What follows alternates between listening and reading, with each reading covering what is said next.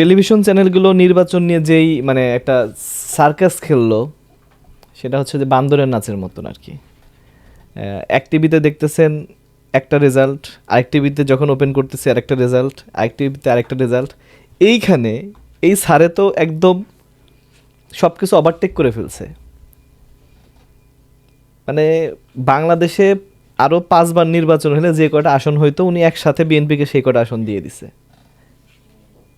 আপনারাই দেখে নেন। তো এই টেলিভিশনগুলো চ্যানেল যে মানে বিক্রি হয়েছে, হয়তো এদেরকে টাকা কম দিছে, না হলে কেন এই বিক্রি হয়েছে যে এই গুমরটা ফাঁস করে দিবে। নির্বাচনটা যে একটা পাতানো নির্বাচন হচ্ছে, এটা কেন তারা ফাঁস করবে? তো সব জায়গায় একই রেজাল্ট আয়। ইভেন সার্ভারেও সেম অবস্থা। প্রথমে রেজাল্ট দেখালে একটা জামাত ধাম ধাম ধাম ধাম আগায় আছে, বিএনপি এইখানে হঠাৎ করে সব মুছে দিল, মুছে দিয়ে একসাথে 1-150 আসনের ঘোষণা দিয়ে দিল। তখন জামাত দেখে এইখানে আর বিএনপি আসমানে।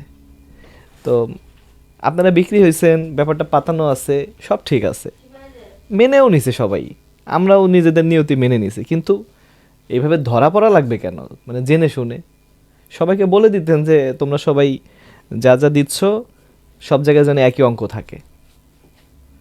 একবার বলতেছেন যে ভোট পাইছে ধরেন জামাতের 80,000, বিএনপি পাইছে 65,000, বিএনপি প্রার্থী জয়যুক্ত হয়েছেন।